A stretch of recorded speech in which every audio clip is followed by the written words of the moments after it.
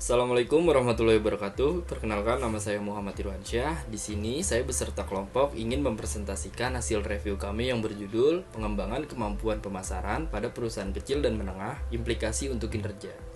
Adapun nama-nama kelompok kami yaitu yang pertama Muhammad Irwansyah, yaitu saya sendiri.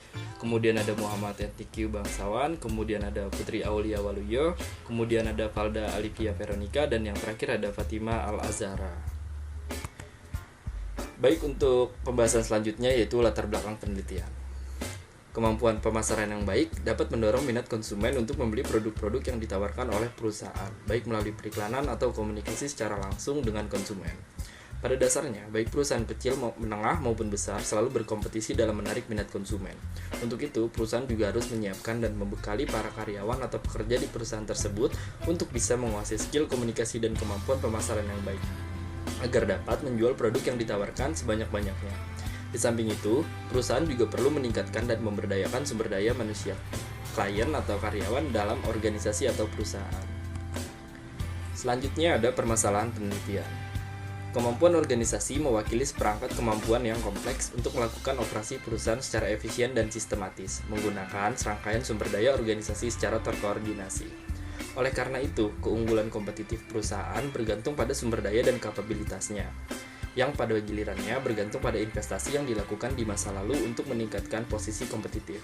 Akibatnya, reinvestasi keuntungan yang berkelanjutan dalam sumber daya dan kemampuan organisasi untuk mencegah peniruan dan mencegah erosi, menciptakan dan mempertahankan keuntungan.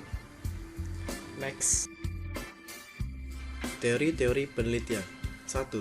Teori kekuatan kompetitif Porter 1980 sampai 1985.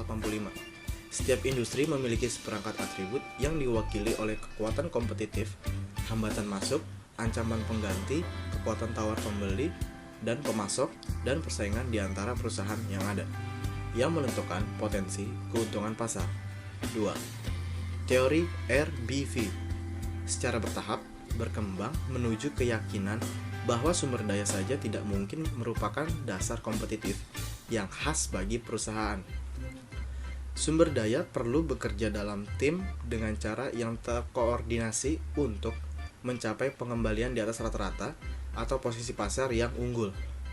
Keterampilan mengordinasikan dan membuat sumber daya bekerja bersama adalah kemampuan organisasi.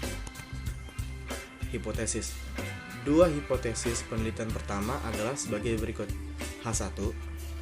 Kemampuan pemasaran memiliki pengaruh positif langsung terhadap kinerja pelanggan. H2. Kinerja pelanggan berpengaruh positif langsung terhadap kinerja organisasi. H3. IM atau internal marketing. Iklim internal yang membaik dapat mempengaruhi kinerja yang berhubungan dengan pelanggan dan kinerja bisnis.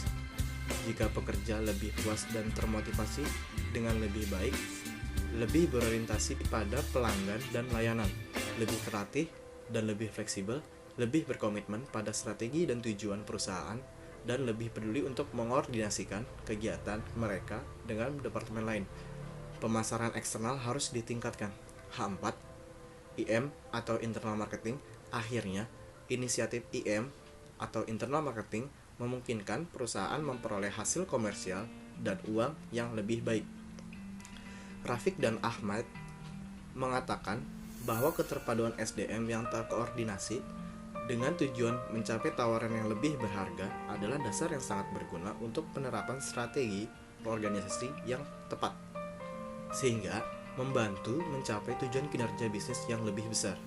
H5. IM organisasi memiliki pengaruh positif langsung terhadap kinerja organisasi. Next.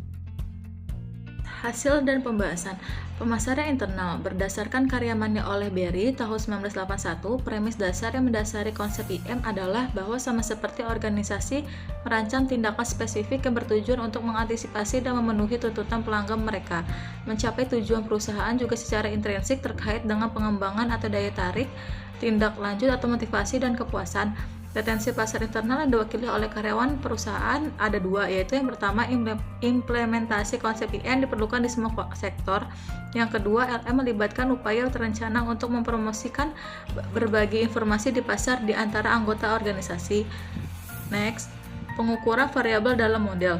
Berkenan dengan skala kinerja, responden mengevaluasi sejauh mana perusahaan mereka telah mencapai berbagai jenis hasil yang dipertimbangkan selama 3 tahun terakhir relatif terhadap pesaing utama mereka. Indikator ini telah banyak digunakan dalam literatur untuk mengevaluasi kinerja organisasi, dan menurut bukti dari pretest, mereka jelas dapat diidentifikasi untuk perusahaan yang lebih kecil. Skala kinerja organisasi termasuk ukuran yang berkaitan dengan pasar, seperti penjualan dan pangsa pasar, dan ukuran keuangan seperti keuntungan yang peroleh. Next. Pemasaran internal sebagai penentu utama dalam memotivasi karyawan. Penerapan pemasaran internal atau internal marketing atau manajemen sumber daya manusia menjadi salah satu faktor yang memberikan pengaruh cukup besar kepada klien atau karyawan dalam organisasi internal atau perusahaan. Pemasaran internal menjadi penentu dalam memotivasi karyawan secara efektif untuk mengembangkan kemampuan pemasaran strategis dan operasional. Karena dengan kemampuan pemasaran yang baik, para klien dalam organisasi internal dapat memberikan dampak positif terhadap kepuasan loyalitas klien yang pada akhirnya mengarah pada kinerja organisasi yang lebih baik dalam hal penjualan, laba, dan pangsa pasar. Next, manajemen sumber daya manusia sebagai anggota organisasi merupakan penentu utama dalam memotivasi karyawan untuk mengembangkan kemampuan pemasaran strategis. Kapabilitas tersebut bertujuan untuk mengungkapkan perkembangan yang konsisten dari fungsi komersial yang kompleks dan berkembang dari waktu ke waktu berdasarkan keterampilan dan pengetahuan individu dan juga kemampuan organisasi. Sumber daya yang dimiliki perusahaan akan menjadi berarti ketika dikombinasikan secara unik untuk menciptakan kompetensi yang memiliki nilai strategi. Next. Peran kewirausahaan dalam penelitian jurnal.